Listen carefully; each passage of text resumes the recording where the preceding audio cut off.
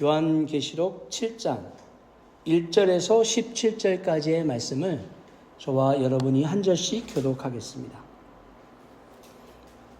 제가 가지고 있는 성경 405쪽, 406쪽입니다.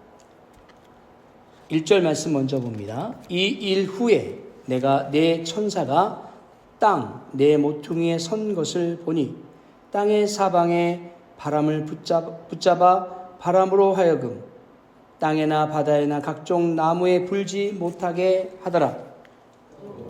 다른 천사가 살아계신 하나님의 일을 가지고 해 돋는 데로부터 올라가서 땅과 바다를 해롭게 할 권세를 받은 네 천사를 향하여 큰 소리로 외쳐 이르되 우리 하나님의 종들의 이마에 인치기까지 땅이나 바다나 나무들을 해하지 말라 하더라.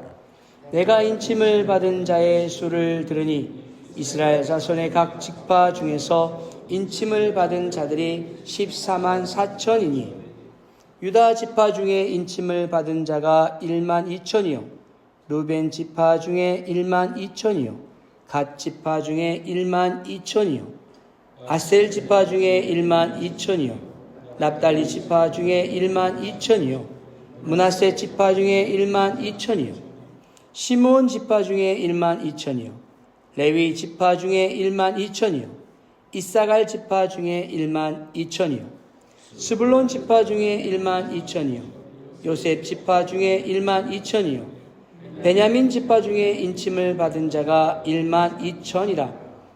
이 일 후에 내가 보니 각 나라와 족속과 백성과 방언에서 아무도 능히 셀 수 없는 큰 무리가 나와 흰옷을 입고 손에 종려 가지를 들고 보좌 앞과 어린 양 앞에 서서 큰 소리로 외쳐 이르되 구원하심이 보좌에 앉으신 우리 하나님과 어린 양에게 있도다 하니 모든 천사가 보좌와 장로들과 네 생물의 주위에 서 있다가 보좌 앞에 엎드려 얼굴을 대고 하나님께 경배하여 이르되 아멘 찬송과 영광과 지혜와 감사와 존귀와 권능과 힘이 우리 하나님께 세세도록 있을지어다 아멘 하더라. 장로 중 하나가 응답하여 나에게 이르되 이 흰 옷 입은 자들이 누구며 또 어디서 왔느냐. 내가 말하기를 내 주여 당신이 아시나이다 하니 그가 나에게 이르되 이는 큰 환난에서 나오는 자들인데 어린 양의 피에 그 옷을 씻어 희게 하였느니라. 그러므로 그들이 하나님의 보좌 앞에 있고 또 그의 성전에서 밤낮 하나님을 섬기매 보좌에 앉으신 이가 그들 위에 장막을 치시니라. 그들이 다시는 줄이지도 아니하며 목마르지도 아니하고 해나 아무 뜨거운 기운에 상하지도 아니하리니 이는 보좌 가운데서 거 계신 어린 양이 그들의 목자가 되사 생명수 샘으로 인도하시고 하나님께서 그들의 눈에서 모든 눈물을 씻어 주실 것임이라. 아멘. 요한계시록 7장의 말씀을 우리가 함께 읽었습니다. 계속해서 매일 성경의 스케줄을 따라서 우리가 요한계시록 말씀을 보고 있는데요. 특별히 오늘은 7장 말씀을 가지고 14만 4천과 셀 수 없는 물이라는 제목으로 하나님 말씀 선포하겠습니다. 여러분, 우리는 가끔 인생을 살아가다 보면 이 혼란이 언제 끝날까라고 하는 질문을 하게 됩니다. 세상은 점점 더 요동치고 우리를 흔드는 소식들은 끊이질 않습니다. 전쟁과 기근, 전염병, 자연재해, 믿음을 시험하는 이 시대를 여러분이 보고 계시지 않습니까? 요한계시록은 오늘 읽었던 요한계시록의 6장은 바로 이런 혼란을 보여줍니다. 네 마리의 말과 함께 시작된 인류의 재앙들, 순교자들의 부르짖음, 하늘의 별들이 떨어지고 산과 섬들이 옮겨지는 큰 지진의 날, 어제 우리가 읽었던 이 6장의 말씀이 그러한 내용들을 담고 있었습니다. 그런데 그 무서운 6번째 인이 끝나자 잠깐 하나님이 멈추라고 말씀하십니다. 오늘 읽었던 본문의 말씀, 7장의 말씀에 그렇게 나옵니다. 잠깐 아직 내가 내 백성에게 인을 치기 전까지는 바람도 멈추어라. 오늘 읽었던 7장의 말씀에 기록되어 있습니다. 하나님의 일시정지 버튼을 누르는 것과 같은 장면이 시작됩니다. 하나님께서 고난 속에서도 자기 백성을 기억하신다는 사실을 오늘 우리에게 주시는 메시지라고 생각합니다. 하나님께서는요, 고난 속에서 또 자기의 백성을 반드시 기억하신다는 사실입니다. 자, 오늘 본문의 말씀으로 좀 더 우리가 깊이 들어가 보도록 하겠습니다. 사도 요한은 네 천사가 땅의 사방에 서서 바람을 붙들고 있는 모습을 봅니다. 이 바람은 어떤 바람이었습니까? 심판의 바람이었어요. 어떤 바람이었다고요? 심판의 바람입니다. 그런데 한 천사가 올라와서 하나님의 종들에게 인을 치기 전에는 해하지 말라고 외칩니다. 여러분, 여기서 인이라는 것은 단순한 어떤 표시가 아니에요. 이것은 하나님의 소유라고 하는 증표인 것입니다. 여러분, 인하면 가장 떠오르는 게 무엇입니까? 우리 그래도 한인들은 인이라고 했을 때에 이 개념을 잘 아셔요. 그러나 이제 미국에 혹시 일찍 오신 분들은 잘 모르실 수 있습니다. 한국에서는 아직도 이렇게 사인을 쓰지 않고 도장을 많이 찍죠. 예, 이 도장을 의미합니다. 도장. 고대 사회에서의 이 도장, 인장은 소유권과 권위의 상징이었습니다. 무엇의 상징이었다고요? 이건 내 것이야 라고 도장을 찍는 거예요. 그리고 그 도장으로 인해서 그 사람이 갖고 있는 권위가 드러났습니다. 마찬가지로 하나님께서 자신의 백성에게 인을 친다는 것은 이 사람은 내 사람이야, 이 사람은 내가 보호한다 라는 말씀인 것입니다.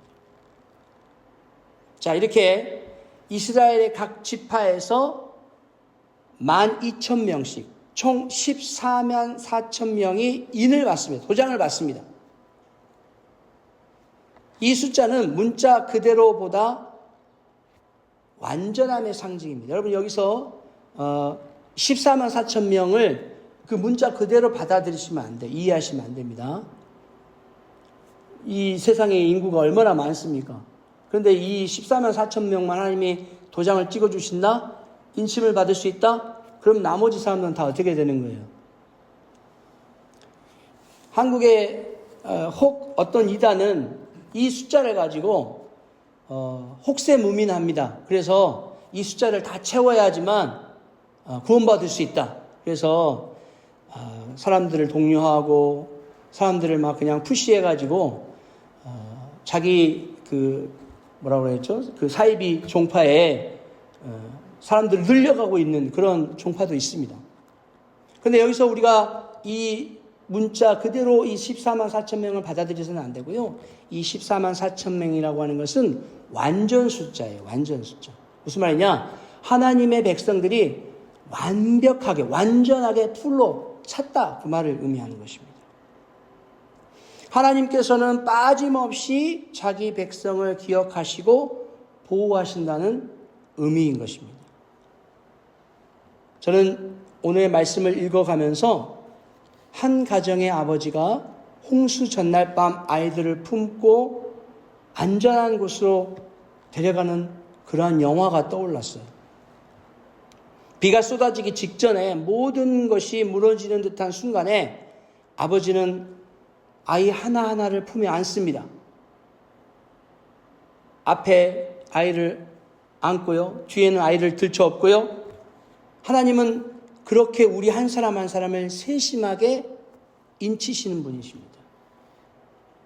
여러분은 입맞은 하나님의 사람입니까? 여러분, 하나님의 인이 여러분에게 있습니까? 세상이 아무리 흔들려도 하나님의 인이 있다면 두려워하지 마시기 바랍니다. 여러분, 하나님이 우리에게 어떻게 인을 치셨어요? 예수 그리스도의 십자가를 통해서 우리의 심령 가운데 믿음의 인을 치신 줄 믿습니다. 여러분이 하나님 인을 받은 증거는, 하나님 도장을 받았다는 증거는 어디 몸에 십자가를 새겨가지고 다니거나 어디 몸에 십자가를 붙여가지고 다니는 게 아니고요. 여러분의 심령 속에 예수 그리스도를 내 구주로 인정하고 믿으신다면 그것이 바로 하나님이 여러분에게 주신 도장인 줄 믿습니다. 자, 이제 9절부터는 장면이 바뀝니다. 우리 9절 말씀 한번 다 같이 볼까요? 이힐 후에 내가 보니 각 나라와 족속과 백성과 방언에서 아무도 능히 셀 수 없는 큰 무리가 나와 흰옷을 입고 손에 종려 가지를 들고 보좌 앞과 어린 양 앞에 서서 이들은 누구입니까? 이렇게 하나님 앞에서 어린 양 앞에 서서 종려 가지를 흔들고 있는 이들은 누구입니까? 14절 말씀에 이들이 누구인지 설명하고 있습니다. 14절 말씀 한번 볼까요? 내가 말하기를 내 주여 당신이 아시나이다 하니 그가 나에게 이르시되 이는 큰 환난에서 나오는 자들인데 어린 양의 피로 그 옷을 씻어 희게 하였느니라.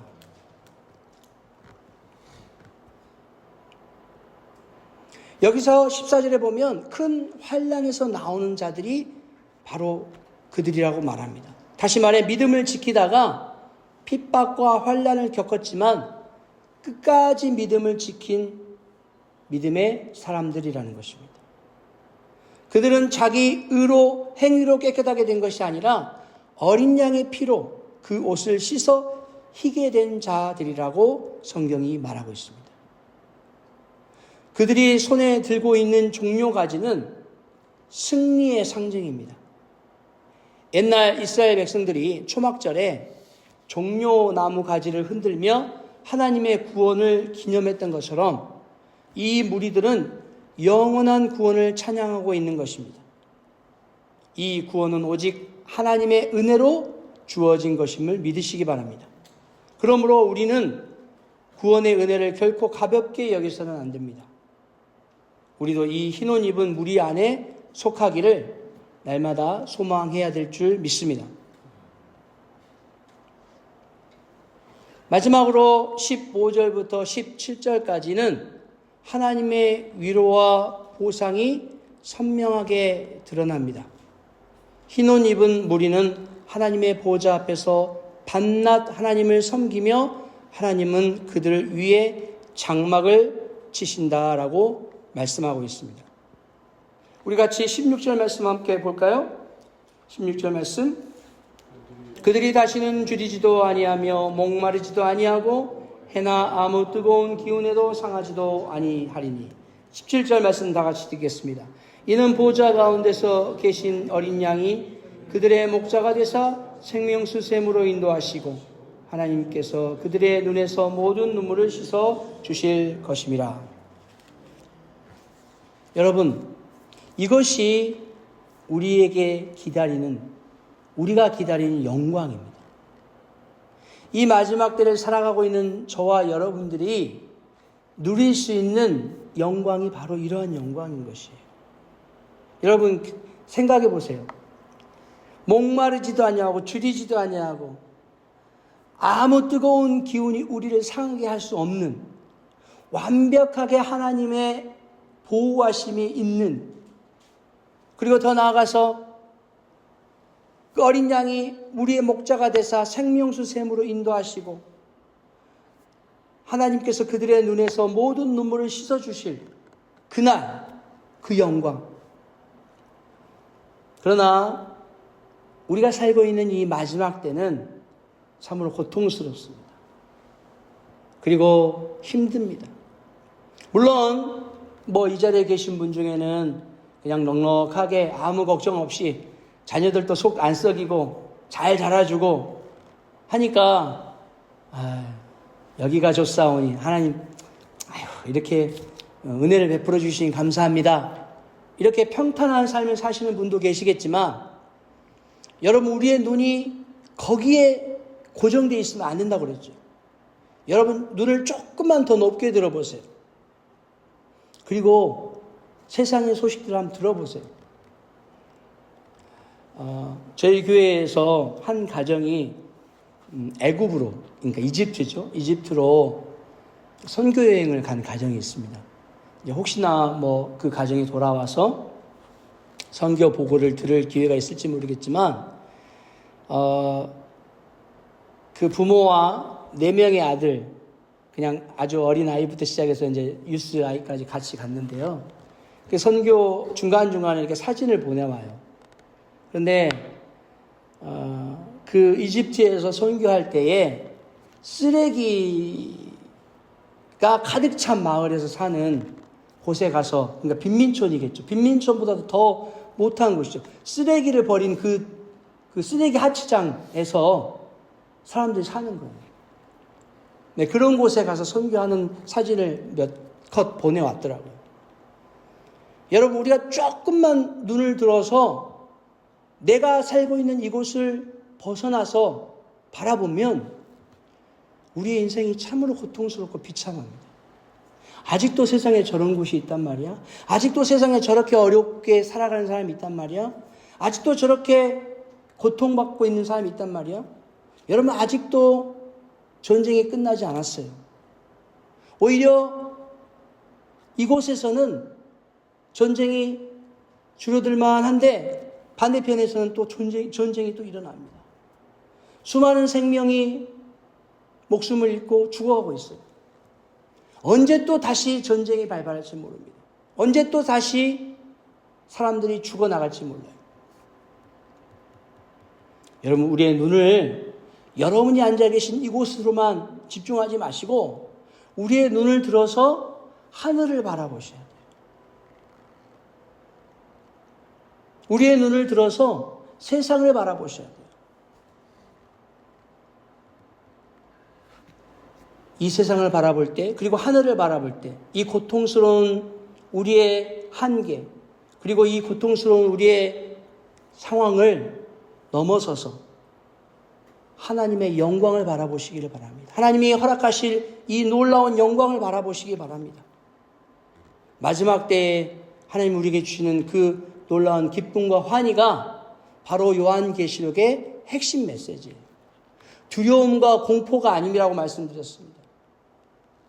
은혜와 사랑이 바로 요한계시록의 핵심 메시지인 것입니다. 자, 이제 결론을 맺으려고 합니다. 요한계시록의 7장은 우리에게 이렇게 말합니다. 당신은 하나님의 백성이 맞으십니까? 당신에게는 하나님이 인치시는 그 도장이 있습니까? 당신은 흰 옷을 입은 그 승리의 무리 가운데 끼어 있습니까? 마지막 때에 그 눈물을 닦아주실 날을 기대하고 계십니까? 지금 이 땅에서 살아가는 우리가 받는 위로는 이 세상의 평안이 아닙니다. 우리가 받는 진짜 위로는 하나님이 우리의 편이시다는 확신입니다. 그러니 여러분, 낙심하지 마십시오. 지금이 아무리 힘들고 눈물이 많은 날이라 해도 우리는 하나님의 입 맞은 자들입니다. 언제나 우리는 흰옷 입고 종려가지를 흔들며 이렇게 고백할 것입니다. 우리 7장 10절 말씀을 다 같이 한번 읽어보겠습니다. 7장 10절 말씀. 큰 소리로 외쳐 이르되 구원하심이 보좌에 앉으신 우리 하나님과 어린 양에게 있도다 하니, 이 말씀이 오늘도 저와 여러분이 이 하루를 살아갈 때 붙드시고 살아가는, 그리고 승리하시는 저와 여러분이 되기를 간절히 소망합니다.